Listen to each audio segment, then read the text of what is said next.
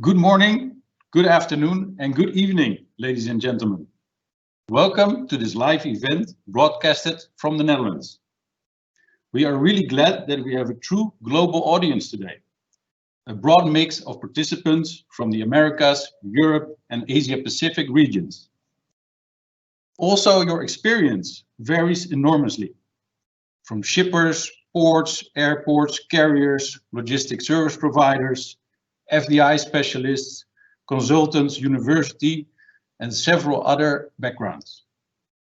We think this has a link to the topic we are addressing.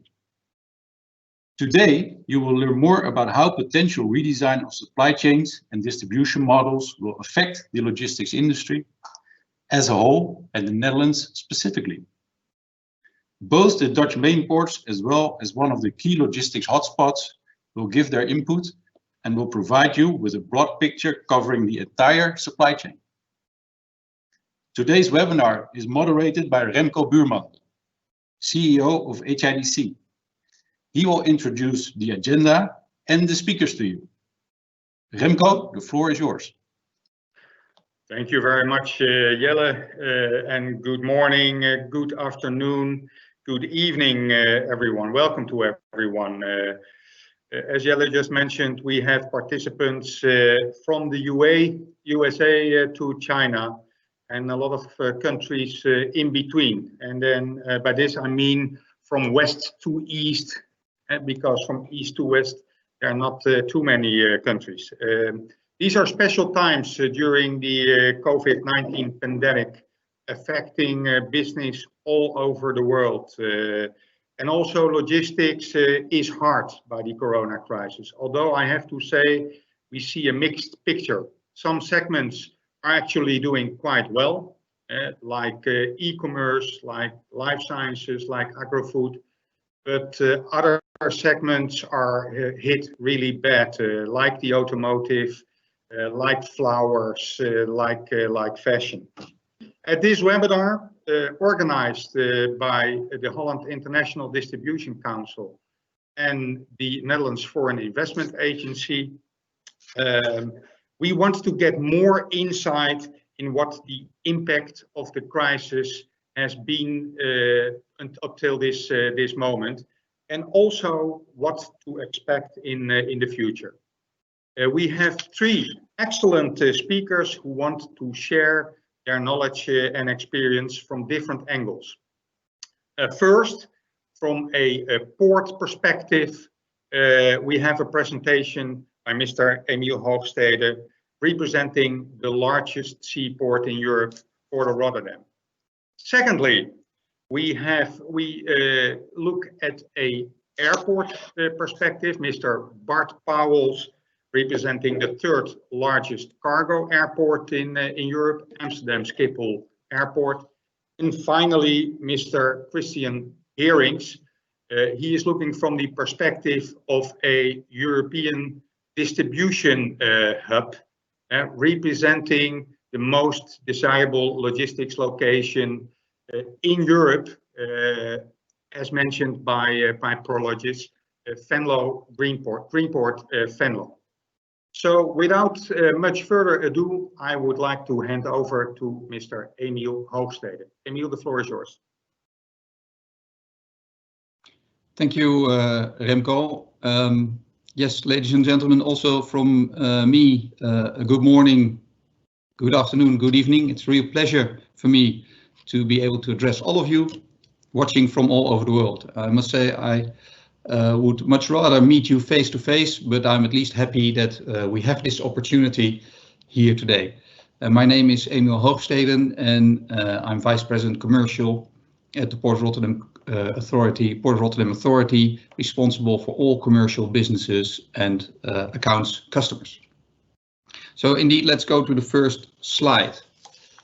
Here you see an overview of the situation in 2019, when we were still in the good old world, without any sense or notice of COVID-19.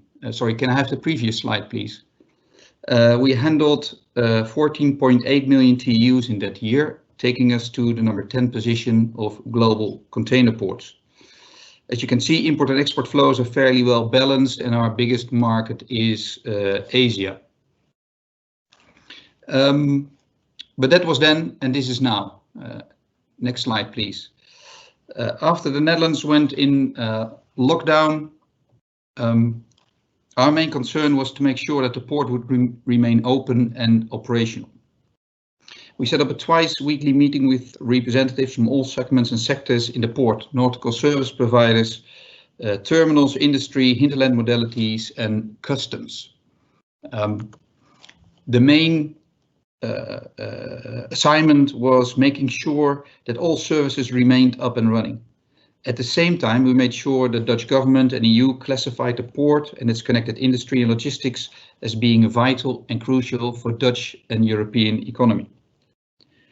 We're now 3 months later, and we can say that we have had no operational hiccups. All services have continued to be performed without any interruptions. Naturally, the steps that are being taken to mitigate the impact of the pandemic on public health have an impact on the economy. The Port of Rotterdam is an international hub for the flow of goods, so the consequences of the virus outbreak are therefore also clear to see here. The throughput volumes for all cargo flows in the first months of 2020, and here you see up to and including May, have been significantly lower than originally expected. We are expecting a downturn for this year somewhere between 7.5% and 15% as compared to 2019. The downturn in the second quarter will most likely be significantly higher than that, as we expect that quarter to be the deepest point. As a result of the pandemic, the global economy is expected to contract sharply in this year. The various forecasts are subject to great uncertainty. We must also say that.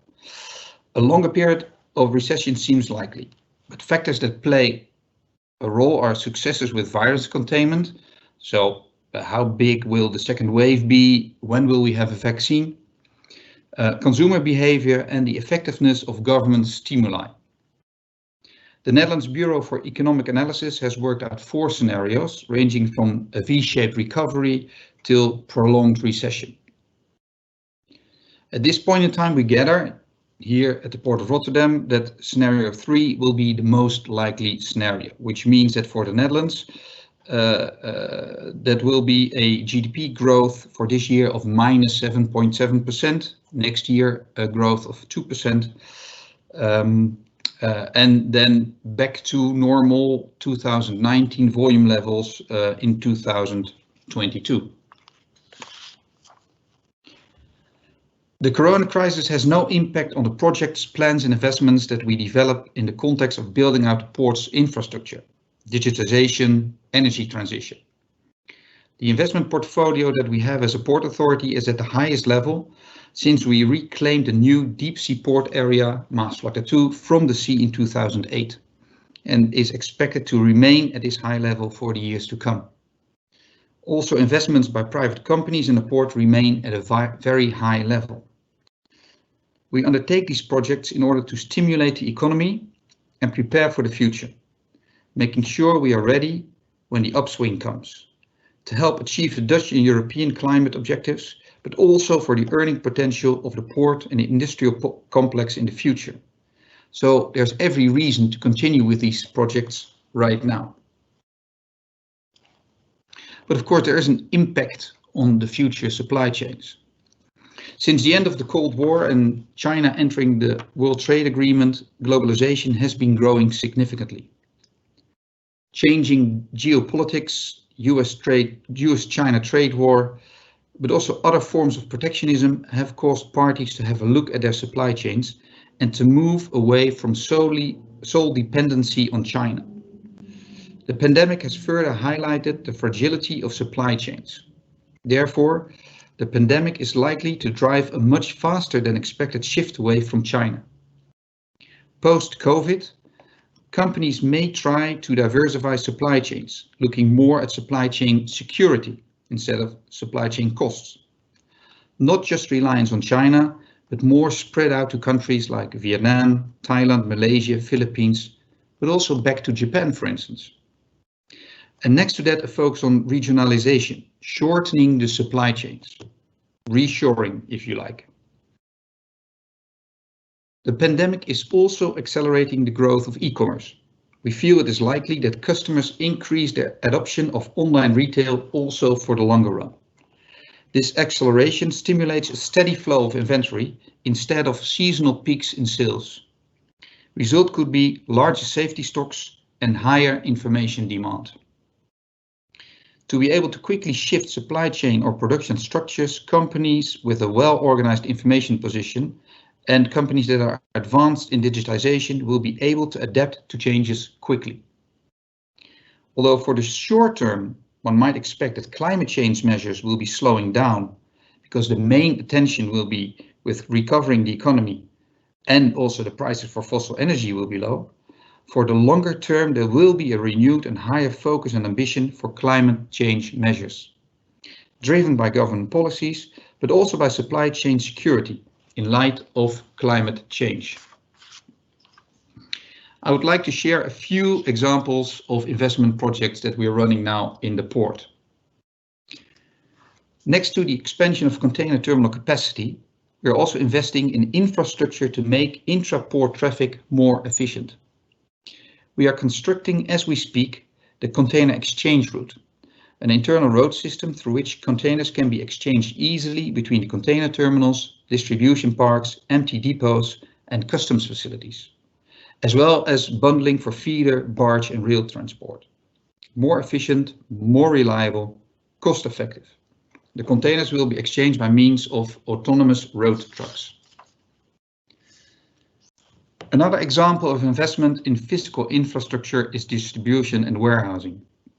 To meet the growing demand, we have decided to develop a new area for these type of activities. More than 80 hectares of land is available. The site is connected to road, rail, and water, perfectly located for large-scale distribution activities and setting up European distribution centers. Furthermore, we are constructing a dedicated location for fresh, frozen, chilled produce and juices with optimal logistics infrastructure and unique nautical facilities. Thanks to the shared use of facilities, synergy benefits can be achieved that will enable fast handling of products and reduce logistics costs. A last example of investment in infrastructure, a whole new routing of rail traffic from deep-sea container terminals at the Maasvlakte into the European hinterland, whereby the current crossing of rail with sea traffic will be separated so that rail can run into the European hinterland without interference with other types of traffic, directly onto the so-called Betuwe route, the dedicated freight railway track into Germany. However, as Port Authority, we do not only invest in physical infrastructure, but also in process optimization, as well as in digital infrastructure and smart services. Broadly speaking, the digitization initiatives of the Port of Rotterdam move along three axes. On the one hand, we are looking at improving the nautical processes in approaching the port as well as within the port. Furthermore, we are working on making the logistical processes within the port more efficient. Lastly, we are investing in supply chain transparency and visibility in linking the port with the European hinterland. In all these processes, the added value for our customers and the competitive position of Rotterdam play a prominent role. As mentioned, you can click through because it's a build-up sheet. The climate change is and will even be more high on everybody's agenda, also on ours. We have a huge program with approximately 50 projects ranging from carbon capture and storage of CO2, waste to chemicals and hydrogen, both import as well as production as a supply chain into the European hinterland. Included in this program are projects that see to a more sustainable supply chain, whether it concerns alternative fuels, LNG, gas to liquids, biomethanol, but also batteries as a means of fuel for barges, or modal shift to rail and barge. In conclusion, To our opinion, we will see a more diversified supply chain, whereby production will be more spread over various countries in Asia, as well as reshoring activities in order to shorten the supply chain. Just in time becomes just in case, so more storage facilities are necessary closer to the markets. We will see a growth in e-commerce, and these developments are being fueled by digitization and sustainability goals. In Rotterdam, we are working hard to be ready for this transition.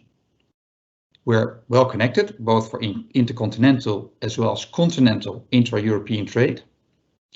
The last couple of years, we have invested heavily in distribution and warehousing capacity, whether for ambient, agro-food, fresh, or e-commerce. Our digital footprint has been and still is being expanded hugely, and we are very active in the field of sustainable supply chains.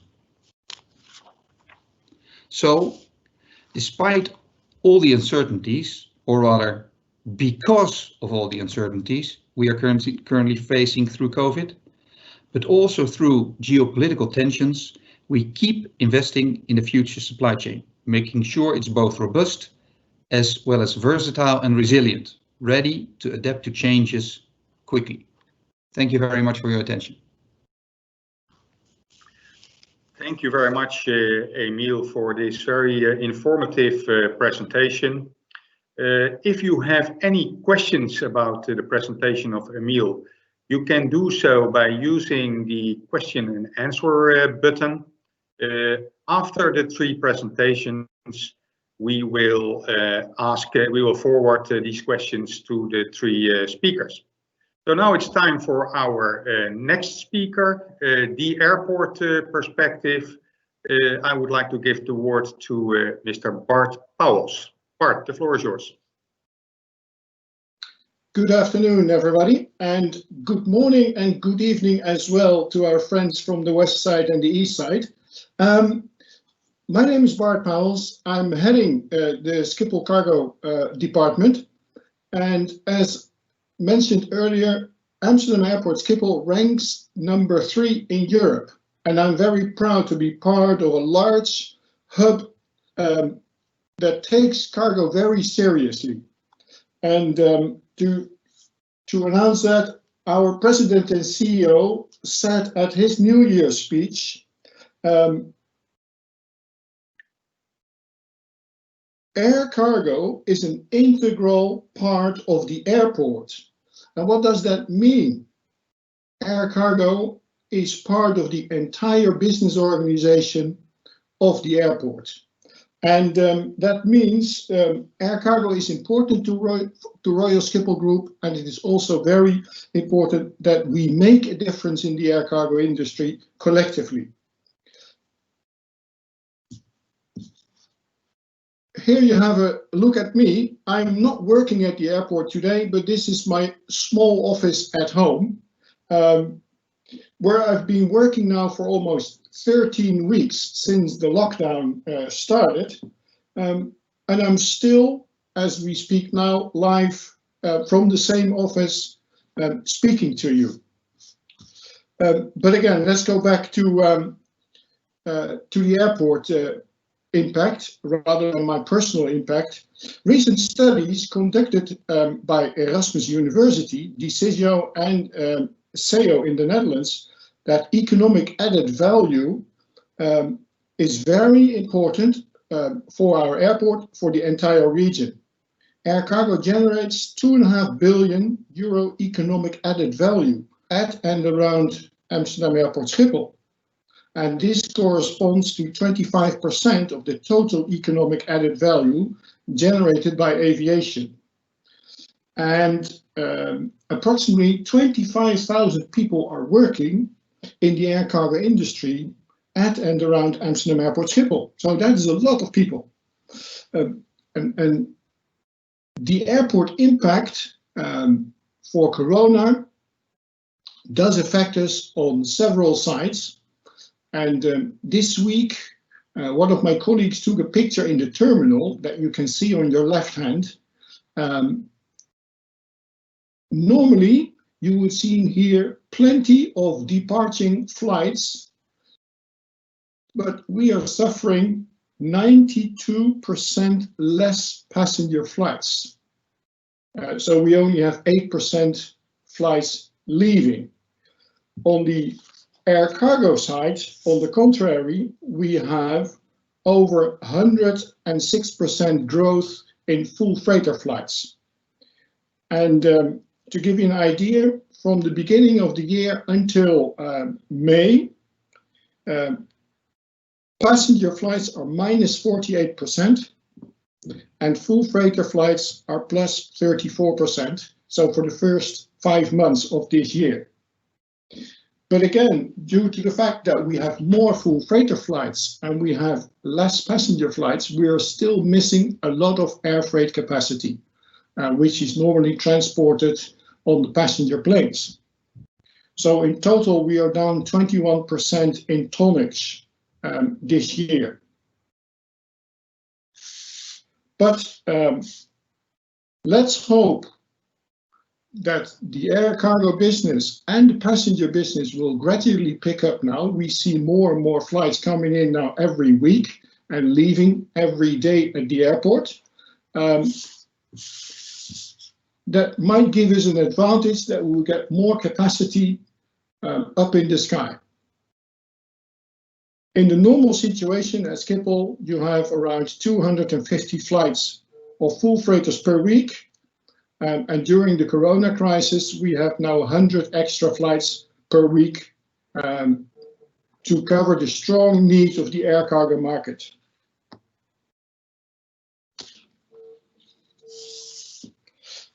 If you look at the airport now and you look at the growth and the pickup post-Corona, you might think, who will start first flying to Amsterdam and who is second in line, etc., because not everybody can start at the same time. That is not an airport decision. That is a decision of the government and the airlines themselves. We don't make a distinction between airline number 1 and airline number 99 who want to start operating, but we do hope that they all can go gradually back to schedule. During the Corona crisis, we have seen at the European level that the European Commission sat together and tried to discuss guidelines for airports and authorities how to allow operators to start flying during the crisis. There was in Amsterdam, for example, a kind of bilateral waiver from the government that more airlines could operate flights to Amsterdam because they were carrying PPE materials. PPE materials is like COVID materials that needs to help you to protect you from diseases. It is protective equipment and other stuff. So we had a lot of extra flights with PPE material from Asia, for example. Normally, the extra flights you should have rights from the government, but during the Corona crisis, they were granted very easily.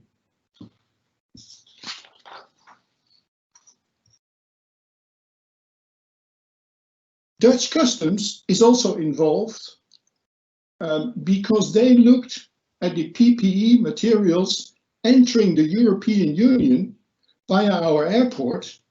Is this safe or is this in line with the European guidelines? Their role was to facilitate the flow of goods entering Europe, especially for PPE materials, but they also need to secure the safety of the people that no fake PPE material entered the European Union. And I think they succeeded very well in doing so. So that is a part of the airport impact and my personal impact. But what does it mean for our operations at the airport? The number of increasing flights on full freighters, but also on the passenger side, the downturn of 92% of their flights, made them think twice. An aircraft on the ground is costing you a lot of money. So they started also to fly with cargo, and I've taken some pictures for you to share with you. This is a passenger flight where the seats are taken out and the upper deck is being used now for shipping cargo in boxes. And this is PPE materials entering the European Union or entering Amsterdam Airport Schiphol.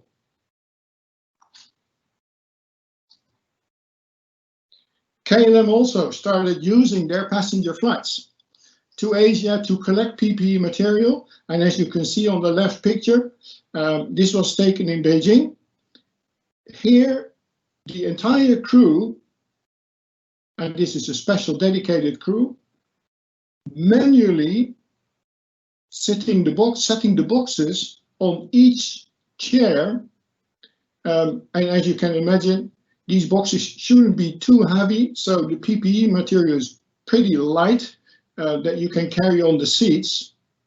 But there is a way of special instructions how to secure that the aircraft is taking off and landing in a safe way, in such a way that the cargo is not leaving the seats while you take off or while you land. And you can see that they're very well protected and using straps to secure the cargo on the seats, on the upper deck.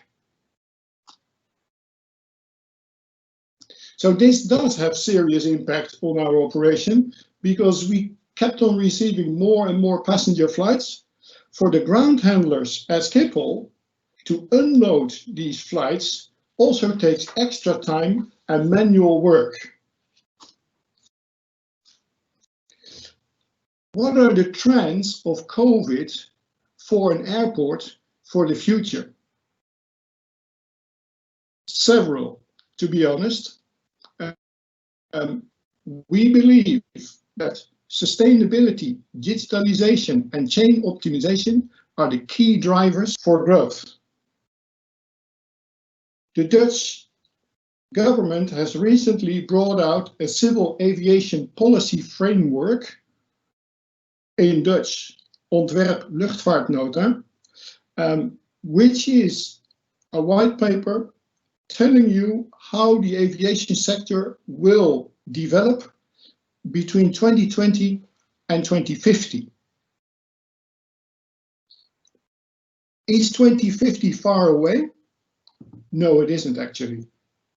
It seems far away, but this paper will be translated into legislation. So the next coming years, it is time to act to be ready before legislation comes out. So there are clear conditions to ensure that any growth by the sector is in harmony with public interest. You can't grow from the current number of flights to unlimited number of flights because we have to take seriously the sustainability, environment, but it also must be done in a digital way and to optimize the change. We need to work together. So what do we need to do then? If in Amsterdam we were used to 500,000 air traffic movements per year, we still would like to have that, or maybe even more, but the government has said to us, we have to earn additional growth. And to be able to earn additional growth, new flights must be more sustainable and contribute to the environmental growth. How can you do that? We truly believe in Amsterdam that collaboration is key. Collaboration is essential to drive innovation. And it does not really help if individual companies are trying to do innovation themselves of course, that helps for the company, but it doesn't help you in growing bigger as an airport or as an entire community. You need to work together to create new industry standards and new ways of working where you have efficiencies, better operations, more adjusted operations. So you're taking out the inefficiencies in the supply chain. And that also happens in Schiphol Airport. We have a program already for 2 years on. It's called the Smart Cargo Import Program, where we are focusing with all the stakeholders in collaboration, in sharing data, in going digital. If a truck driver comes in, we would like to know who the truck driver is, what he is bringing, for which flight is he coming, is he just in time, or is he coming on a Friday morning for a flight for Sunday evening, etc., etc. That is part of our project where we think that going digital and sharing data is essential for a better planning and for a better future. E-commerce, on the other hand, is also booming business in air freight, but I truly believe that we have to consider altogether if the consumer behavior drives you shipping box by box. Is it necessary? Do we really have to buy everything online and expect it tomorrow to be delivered from China? Or are there other ways to start growing in the future and to take out the trade barriers there are, or maybe there will be even more trade barriers coming? I don't know yet, but I do know that whatever is coming our way, we want to know it in advance, and we want to be able to share information with all the stakeholders in the supply chain. So far, back to you, Remco. Thank you very much, Bart, for your presentation and for this overview. Once more, if you have any questions to Bart, please use the Q&A button. That is the button with the question mark on it. You can fill in your question. They will be published afterwards, after the 3 presentations, and then we will come back to the 3 speakers. We move on to the last speaker of today, and our last speaker is Christian Herings of Greenport Venlo. Christian, yours. Thank you, Remco, for the introduction, and welcome to all from all over the world. It looks like I'm right in the middle of the 2 driving lanes on the Greenport lane in Venlo, but that's not the case. It's just the background. Now I'm just, as Bart said, in my own home office. Yeah, let's to the first slide. Yeah, welcome to digital welcome to Greenport Venlo. First, for people who do not know where the Venlo area is, it's actually in the middle of the most important economic axis running from the ports in the Netherlands through the German Ruhr-Rhine area to northern Italy. And in the inset you can see with the blue star where the Venlo region is situated. Please, the next slide. I'm working for the development company Greenport Venlo as commercial manager. Our job is an extensive and complex aerial development of 5,400 hectares, that is 54 square kilometers, if you like, of national interest in one space. To make compare, the Schiphol area you can fit in twice in the region you see on your right hand side. Our mission is to offer versatile business locations for logistics, agro and food, and the processing industry. We have to realize economic growth, employment, and the development of knowledge. And we all have to do that in an attractive and sustainable functioning area. On the bottom you see our shareholders. We all do that on behalf of the province of Limburg and 3 municipalities. Those are Venlo, Horst aan de Maas, and Venray. Okay, next slide, please. Okay, yeah, how do we do it? You can click through it. We develop an offering space for large-scale agro and food processing industry and logistics. We have plenty of space for agri-food related businesses because this area has a very important agricultural origin. We have place for small and medium-sized enterprises. We make sure that the greenhouse horticulture in this area can further grow. We also develop an R&D campus in the field of healthy food and safe nutrition, which is called the Brightlands Campus Greenport Venlo. Yes, next please. We also take care of the infrastructure. As we speak, there's the construction of the largest inland rail terminal of the Netherlands. You will see that later on an aerial picture. But we also take care of safe bikeways. That's something completely different to that large-scale inland rail terminal. But you must imagine by the end of our job, by 2034, we hope to have delivered 12,000 new jobs. We do not want all those people to come to work and leave the work by car. So what do we do in the Netherlands? We take our bikes, but then of course you have to make sure that there is a safe way of transporting. You see also a lot of green on the map. We also develop 400 hectares of landscape to fit all the developments in a sustainable way in the existing environment.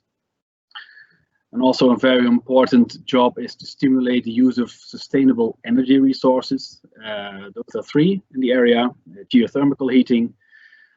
We also stimulate solar panels, and that means that for new developments, every rooftop has to be ready to be completely covered with solar panels. You see, our goal is 35 megawatts, but we're already on 72 megawatts, and that is 92 hectares of roof surface. And we're also constructing a windmill park, which will be begin soon. Well, then the main question was, what was the corona impact on the worldwide supply chains and the EU distribution model? Yeah, for that, okay, I'm not making that up, of course. We have several talks with clients that are already there. You see some names of them on your screen. Of course, new clients are not in these sheets due to confidential talks, and so people don't have to be afraid for that. Yes, please, next. There you see from an aerial view which names are already there. You see already a lot of solar panels. You see the building of Michael Kors, which had the largest rooftop in the Netherlands. But now on the left, you see a little sun. That rooftop is now world's most powerful solar panel roof by Highland Warehouses. It's an older picture, 1.5 years ago, but it's now completely covered with solar panels. And we go to the next slide. You see when you're reading the names, you see a lot of companies that are active in fast-moving consumer goods, electronics, electronic spare parts, fashion, e-commerce, e-fulfillment. Please, the next slide. Also very common and familiar names. And then if you look over here, you also see German shop Apotheke, PVH. And to your left, if you look very close, you see the construction of 8 rail tracks for the new rail terminal operated by a Kaboter group from Venlo. 8 tracks of 1,000 meters long, where we can handle trains of 740 meters, which should be a new European standard. Okay, the impact of the corona so far on the own operations in the community they operate in. Overall, and I think a lot of people also experience the same, there's more focus on how we can operate more efficiently in every way. So that is at the office, in the meetings, in the processing of workflow, etc., but also logistics. We see at new developments, there's more hesitation for signing lease, and there's also more demand for diminishing risks. That comes from two sides, from the owner of a new development, of a new building, but also from the people or the party that is going to sign a lease contract. They both want to diminish the risks as much as possible. But there's even more thinking about sustainability now, not only cost-wise. People also want more happy employees, looking for modal split. The use of alternative energy resources is also very actual at this moment. Yes, next. And we also see there's more and more e-commerce, but also that we noticed in the Venlo region that there was a short time overflow of empty containers. So when the goods came in again from China, there was suddenly a problem of how to get rid of the empty containers, how to get them back to the main port. But that is something what the Venlo community solved on their own. And we also see that the smaller logistics service providers, of course, with all due respect to the word small, they also grow to enable the bigger ones. The bigger ones are growing and growing, but they need more. If they want to be flexible and agile, they need smaller logistics subcontractors to reach that goal. The distribution models in the future, what do we see there? There is more emphasis now on the ideal or the best locations regarding costs, infrastructure, supply chain, and the availability of loyal workforce. Yes. See also that there's a concentration and consolidation in European hotspots for European distribution. And also it was mentioned before, also the manufacturing industry seems on the move. You can call it relocation or reshoring. That's also something we see now every day. Those questions are popping up almost daily. There's also increased demand for logistic services. And that means, in our case, an increased demand for land, for plots, and for warehousing possibilities. Then the future organization of supply chains. We think that there's an increase in model shift. Companies want more flexibility, more options, and more security to their own supply chain. They don't want those surprises anymore like we now had with the COVID-19 crisis. Should be more stability. We also see more and more e-commerce and e-fulfillment, which means that also the smaller, again, with all the respect, local and regional acting companies are also growing. I think most of us all saw during the last month that buying more local and regional is also in a lift. Yeah, sorry, Bart Pauls, but I have to say that because that's the advantage of being on the German border. There's also an increased demand for air freight handling, not only through Schiphol area, but also through Maastricht Airport, the Belgian and the German airports. Yes, next one. Increased demand for barge shipping. That comes quite conveniently because the terminals in Venray, Wansum and Venlo are expanding at this moment. And there's also an increased demand for rail transport, not only from the seaside, from Port of Rotterdam, but also from the Far East side. And in that case, you see the Greenport Venlo rail terminal comes just in time to make sure we can handle those flows. And the most important one, also an important one, is that companies are looking for a green or a greener last mile, and that's not only by electronic vans or bringing the packages to your doorstep by bike, but also exploring the possibilities of the use of electric terminal trucking. And that was already it. Thank you for your attention. I'll give the word back to Remco. Thank you very much, Christian, for your great presentation. Before we go to the questions and answers, and I've just seen some of them come in, I would first like to announce Mr. Hans Kuipers, Director of Foreign Investments Projects of the Netherlands Foreign Investment Agency for some closing remarks. Hans, the floor is yours. Thank you, Remco, and also thank you to the speakers of today.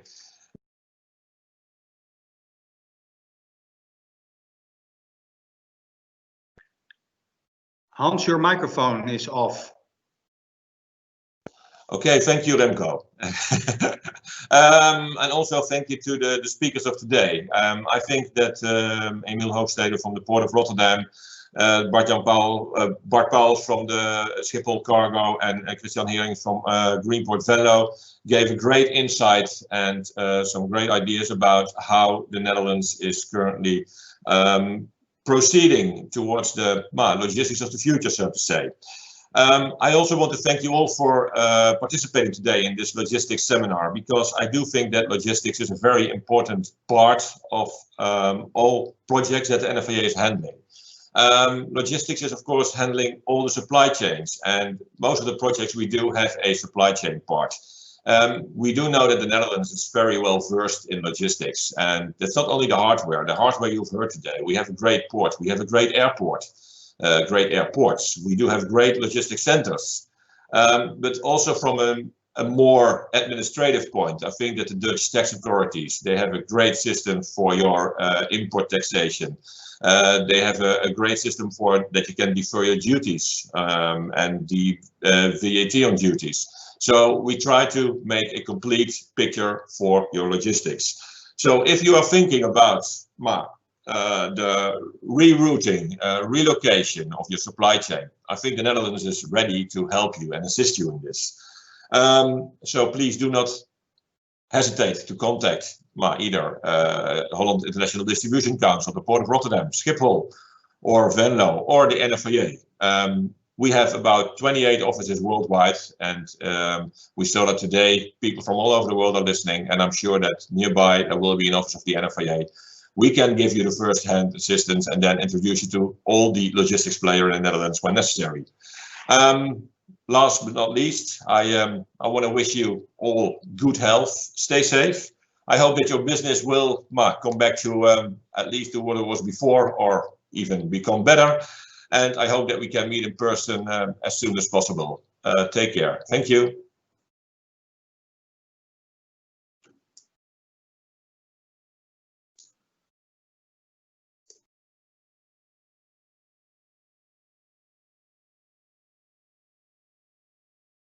Remco, je microfoon staat uit. I'm sorry about that. Yeah. Now we go to the questions. The first question I see here is for Emiel. Emiel, do you expect more on and nearshoring of production in the future, and how will that change the position of the Port of Rotterdam? Yes, thank you, Remco. Good question. What we have seen in recent years is that you already see that there's more, if you look at the greater European area, that there's more reshoring, nearshoring already happening. And with COVID-19, we expect that trend to continue. Although it's not, as I also mentioned in my presentation, that we expect that there will be a huge shift from Asia to Europe, and there will be more a balance, a mix of production capacity being spread out through Asia, and also production capacity being started up in Europe. And as I also mentioned, we have already today a strong position in intercontinental and in intra-European trades. So both are important pillars of our port.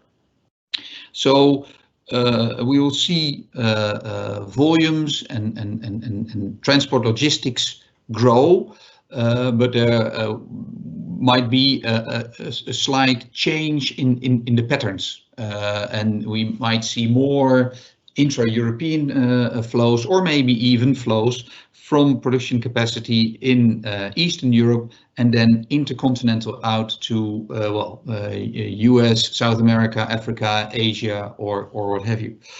So and with that trend, we also do see a higher demand for distribution and warehousing. So we expect actually the business to further grow, also for the port, both in flows, in volumes, in transport, as well as in distribution and warehousing. So there might be a change in the mix, but overall we see transport movements growing to the future.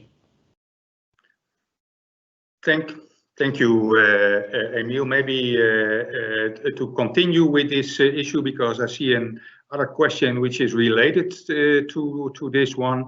You mentioned two ways. You said that companies probably would try to mitigate risks in their supply chains.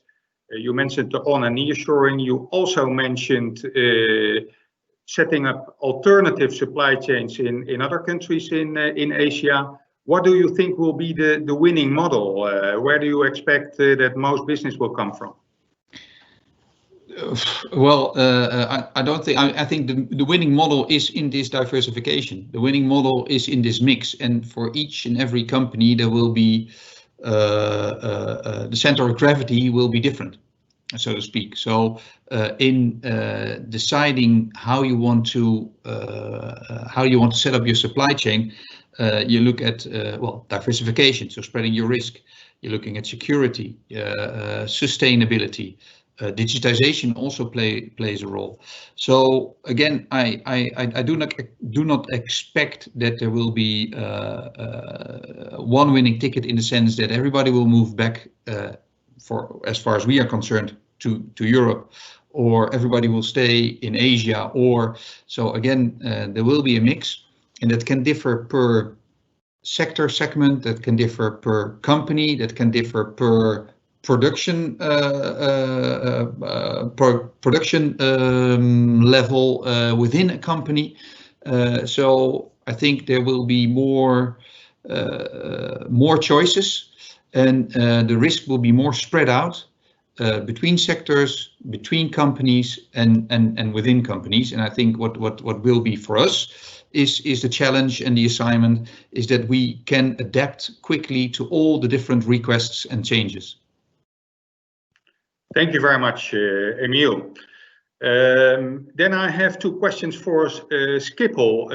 Bart, can you elaborate a little bit more about sustainable flying, and also the cooperation Schiphol is looking for in the field of digitization?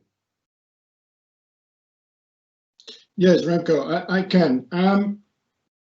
Both are very good questions to start with. I will repeat the question of Joop. What is the Schiphol Airport timeline for more sustainable flights?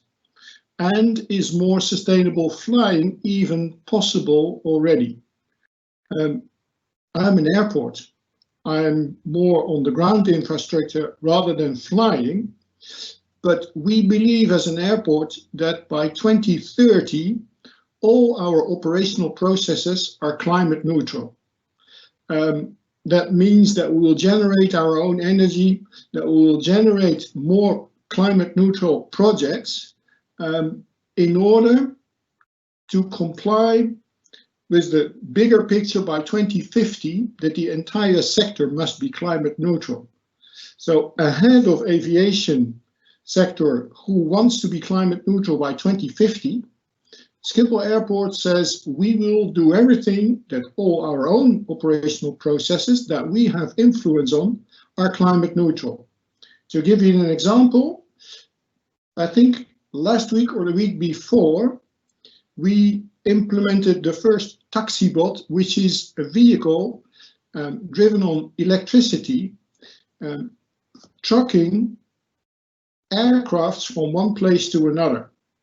And that trucking is pulling the aircraft from its parking stand to relocate it to another position at the airport.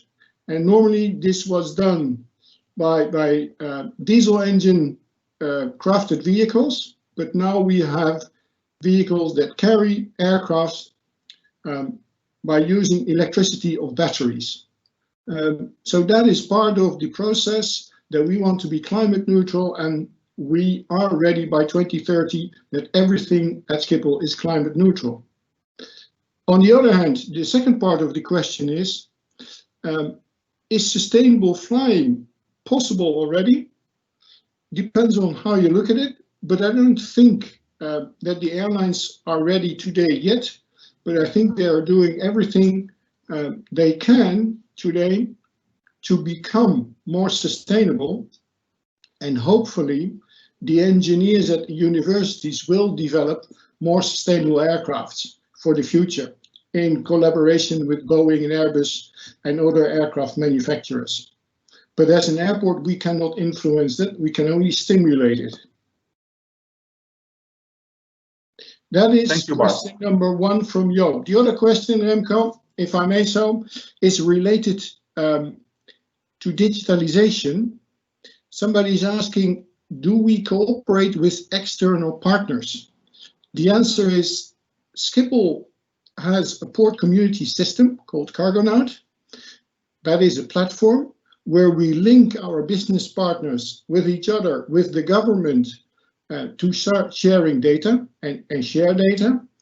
And in the future, we will work together with the other companies and our government to open a platform where everybody can link into and start sharing data.